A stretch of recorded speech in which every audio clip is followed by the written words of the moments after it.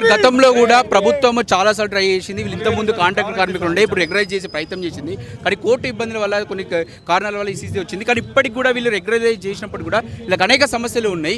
ఇంకా ఎలాంటి సమస్యలను తీర్చాలంటే ఏ విధంగా ప్రభుత్వం ముందుకు పోవాల్సిన అవసరం? ఒకటి, ప్రభుత్వము తలుచుకుంటే అయిపోయే పనులే ఇవన్నీ.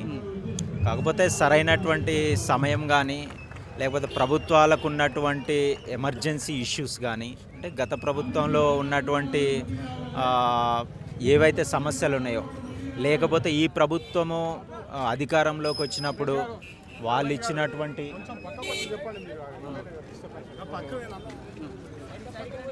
వాళ్ళకు వచ్చినటువంటి ఏవైతే ఛాలెంజెస్ ఉన్నాయో వాటన్నిటిని తీర్చే పనిలో ఈరోజు ప్రభుత్వం ఉంది. సో తప్పకుండా వీటి అంటే ఎలక్ట్రిసిటీ సబ్జెక్టులలో ఆర్టిజన్లది కీలకమైనటువంటి అంశమే. ఆర్టిజన్లది మాత్రమే కాదు, ఈరోజు పవర్ పాలసీస్, గతంలో జరిగినటువంటి పవర్ పాలసీస్ వల్ల తెలంగాణ విద్యుత్ సంస్థల్లో ఏమైనా నష్టాలు జరిగినాయా, వాటి విషయంలో కూడా ఈరోజు ఉన్నటువంటి ప్రభుత్వం చాలా సీరియస్గా ఒక కమిషన్ వేసింది. దాని విషయంలో మళ్ళీ డెవలప్మెంట్ పవర్ సెక్టార్లో ఎట్లా ఉండాలనే దాంట్లో ఒక క్లారిటీ తోటి వాళ్ళ పాలసీలు తీసుకుంటూ చేస్తున్నారు. ఈ క్రమంలో గతంలో చేసినటువంటి ఏదైతే ఆర్టిజన్ల ఏదైతే సమస్యను తేల్చడానికి వాళ్ళు అవుట్సోర్సింగ్ వాళ్ళను రెగ్యులరైజ్ అనేటటువంటిది ఏదైతే ఉందో, అది కోర్టు కేసులతోటి ఇట్లా చేసినామనంటే, ఈరోజు కోర్టు కేసు లేదు కదా, చేయొచ్చు. ఈరోజు కాదు, అంతకుముందు కూడా లేదు. సో ప్రభుత్వాలు చిత్తశుద్ధితో ఆలోచిస్తే సమస్యలు పరిష్కారం అవుతాయి. అవ్వకుండా మధ్యవర్తులుగా ఉన్న వాళ్ళు కొద్దిమంది మిస్గైడ్ చేయడం, లేకపోతే సరైనటువంటి ఇన్ఫర్మేషన్ని రాష్ట్ర అధినేతకు చేరవేకపోవడం గతంలో జరిగింది. ఇప్పుడైతే జరగదు అనుకుంటున్నాం మేము. ఎందుకంటే మా ప్రయత్నం గతంలో జరిగిన తప్పులు జరగకుండా చూడడమే కదా ఎవరైనా చేయాల్సింది. మేము ఆ పనిలో ఉన్నాం. క్రిస్టల్ క్లియర్గా ఇండస్ట్రియల్ డిస్ప్యూట్ యాక్ట్లో చెప్పినట్టు, డిస్ప్యూట్ అయిపోయినప్పుడు ఒక ఇండస్ట్రీ ఇంకోటి దీనికి కోఆపరేట్ చేయొచ్చు. దానికి జడ్జిమెంట్ కూడా ఉంది, హైకోర్టు నుంచి కూడా జడ్జిమెంట్ కూడా తీసుకుంటారు. కానీ ప్రభుత్వం ఎందుకు దాన్ని సాకు చెప్పుకొని ఈరోజు ఇంత వీళ్ళను అదే పరిస్థితిలో ఉంచే ప్రయత్నం చేస్తూ ఉంది? ఒక విషయం ఏంటంటే, ఇంకా నాకు తెలిసినంత వరకు పవర్ యూటిలిటీస్లో ఇంకా గతంలో జరిగినటువంటి ఎన్నో విషయాలు, అవి తప్పులు కావచ్చు, లోపాలు కావచ్చు, లేకపోతే అనాలోచిత నిర్ణయాలు కావచ్చు, వీటి వల్ల ఇంకా కొన్ని అట్లాగే ఉన్నాయి. అంటే వాటిని తీర్చే పనిలో ప్రభుత్వం ఉంది ఇప్పుడు. సో మొన్ననే వైటీపీఎస్ని ఇనాగ్రేషన్ చేశారు. సో గతంలో జరిగినటువంటి డెవలప్మెంట్కి ముందుకెళ్తూనే గతంలో జరిగినటువంటి తప్పులను కూడా సవరించుకుంటూనే ఈరోజు ఈ ప్రభుత్వం చేయాల్సి ఉంటుంది. ఇప్పటికిప్పుడు 1 ఇయర్ ఇచ్చింది. ఈ 1 ఇయర్లో చాలా సమస్యల మీద దృష్టి పెట్టాల్సినటువంటి అవసరత ఉండే. ఎలక్ట్రిసిటీ డిపార్ట్మెంట్లో కూడా జరుగుతుందని నేను అనుకుంటున్నాను. ఇప్పటిదాకా ఈ విషయం సీఎం గారి దృష్టికి వెళ్ళిందని నేను అనుకోవట్లే. బహుశా సీఎం గారికి కానీ లేకపోతే డిప్యూటీ సీఎం గారి కానీ వాళ్ళకు ఉన్నటువంటి సమస్యలు చాలా అనేకం అనిపించింది మాకు. ఎందుకంటే మేము వేరియస్ ఎంప్లాయీస్ ఇష్యూస్ పట్టుకెళ్ళినప్పుడు వాళ్ళు ఆ పరిస్థితులలో ఉండే. తప్పకుండా నేను అనుకుంటున్న ఈ అసెంబ్లీ సమావేశాల తర్వాత, గతంలోనే మాకు చెప్పారు డిప్యూటీ సీఎం గారు, కొంత సమయం తీసుకొని తప్పకుండా ఈ సమస్యలు సాల్వ్ చేద్దామని. సో తప్పకుండా అవి సాల్వ్ అవుతాయనే మేము అనుకుంటున్నాం. సో 1 ఇయర్ అనేది చాలా పెద్ద పీరియడ్ అని మేము అనుకోవట్లే. ఎందుకంటే 10 సంవత్సరాలు కేసీఆర్ గారు అధికారంలోకి వచ్చి ఉన్నారు. సో ఆయనే ఉద్యమ నాయకుడిగా ఆ రోజు ఉన్నాడు. ఆయన చేయాలనుకుంటే ఒక సంతకంతో అయిపోయే పని కోర్టు కేసు అనే దాంతో పక్కన పెట్టారు. కానీ కోర్టు కేసు అయిపోయినాక కూడా వాళ్ళు చేయగలిగే అవకాశం ఉండే, కానీ వేరియస్ కారణాలు ఉన్నాయి దానికి. సో ఇవన్నీ కూడా కొంత ఇప్పుడు గతంలో జరిగినటువంటి డిలే, దానికి కారణాలు అవన్నీ జరగకుండా ఇప్పుడు ఏం చేస్తే ఈజీగా ఈ సమస్యను గట్టెక్కించవచ్చు. వాళ్ళు కన్వర్షన్ అడుగుతున్నారు. కన్వర్షన్ అడుగుతున్నప్పుడు పోస్టులు ఎన్ని పోస్టులు ఉండే, వీళ్ళకి ఎన్ని పోస్టులు కావాలి, ఒకవేళ పోస్టులు అన్ని క్రియేట్ చేస్తే వచ్చేటటువంటి బర్డెన్ ఏంటిది, ఇవన్నీ కూడా ఒక్కసారి అనాలిసిస్ చేసి దాని మీద ఒక కమిటీ వేసి ముందుకు తీసుకెళ్ళగలిగితే డెఫినెట్గా గవర్నమెంట్కి మంచి పేరు వస్తుంది.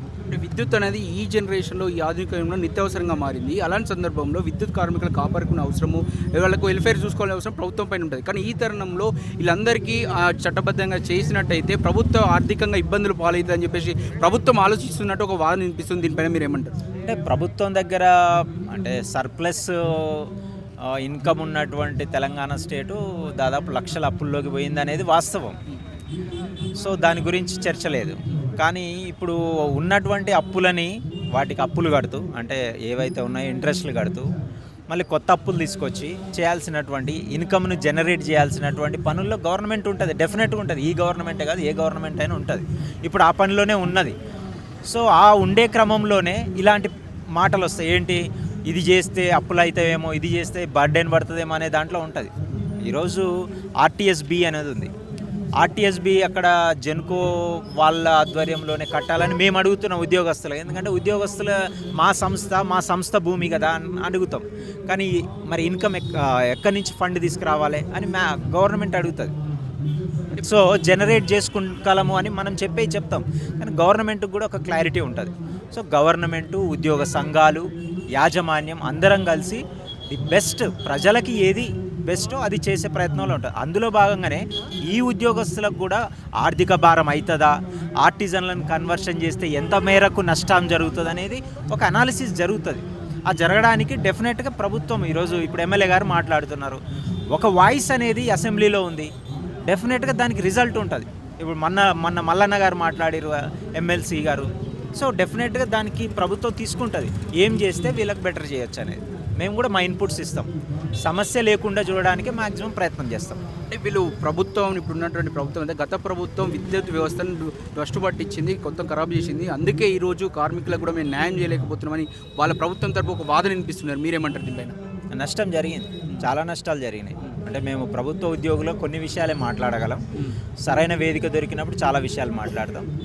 గత ప్రభుత్వము తీసుకున్నటువంటి పాలసీ నిర్ణయాలు చాలా వరకు మేము కూడా తప్పుపట్టిన సందర్భాలు ఉన్నాయి. కాకపోతే ఉద్యోగస్తులుగా, ఉద్యోగ సంఘ నాయకులుగా మాకు పరిధి ఉంటుంది కాబట్టి ఆ పరిధిని మ్యాక్సిమం దాటకుండానే చేసినాం. కానీ గత యాజమాన్యం ఆ పరిధిని కూడా దాటేటట్లు చేసి మమ్మల్ని ప్రతిపక్ష నాయకుల మీదకి కూడా ఉసిగలిపినటువంటి సందర్భాలు గతంలో జరిగినాయి. మేము ఇక ముందు ఆ తప్పులు చేయదలుచుకోలేదు. ఒకటి ఎట్లా అంటే గత ప్రభుత్వంలో జరిగినటువంటి తప్పులు ఏవైతే ఉన్నాయో ఆ తప్పులు ఇక ముందు జరగకూడదని మేము అనుకుంటున్నాం. సో ప్రభుత్వం చెప్పేది వాస్తవమే, గతంలో జరిగినటువంటి నష్టాలకు కొన్ని కారణాలు ఉన్నాయి. సో ఆ కారణాలు వాటన్నిటినీ అనాలిసిస్ చేస్తూనే ముందుకెళ్దామని ప్రభుత్వం ఆలోచన చేస్తుంది. ఎట్టకెళ్ళి కార్మికులే బలవుతారు కదా, ప్రభుత్వం బాగానే ఉంటుంది, ప్రభుత్వాలు చేంజ్ అవుతుంది, బాగా ఇక్కడ సఫర్ అవుతుంది కార్మికులు కదా. కార్మికులు ఒక్కరే కాదండి, మొత్తము ప్రజలందరూ నష్టపోతారు. ఇది ఒక్క సబ్జెక్టు ఓన్లీ ఒక ఈ ప్రభుత్వానికి, గత ప్రభుత్వానికి, ఓన్లీ కేంద్ర ప్రభుత్వానికి ఇట్లా అనేది ఏమి ఉండదు. ఈ పాలసీలంతా కూడా కార్పొరేట్ల నుంచి డిసైడ్ అవుతున్నటువంటి పరిస్థితులు ఉన్నాయి. సో దాన్ని బ్రేక్ చేయాలని అంటే దీని వ్యవస్థలో చాలా మార్పులు రావాల్సి ఉంటుంది. ఒక్కదాంతో ముడిపెట్టి దీంతోటే మొత్తం కార్మికులంతా ఇబ్బందులు పడుతున్నారు అనేది కరెక్ట్ కాదు. ఇది సంగతి. చూస్తూ ఉంటే అంటే మార్పులు సంస్థాగతంగా రావాలి. గత ప్రభుత్వం చేసి ఉండొచ్చు, కానీ ఇప్పటికైనా ఈ ప్రభుత్వం అయినా కొన్ని సక్రమైన నిర్ణయాలు తీసుకుంటే విద్యుత్ వ్యవస్థను బాగు చేయొచ్చు, కార్మికుల సమస్యను కూడా తీర్చొచ్చు అని చెప్పేసి మనతో పాటు చెప్తున్నారు. కెమెరామెన్ వెంకట్తో అక్షిత్, హైదరాబాద్.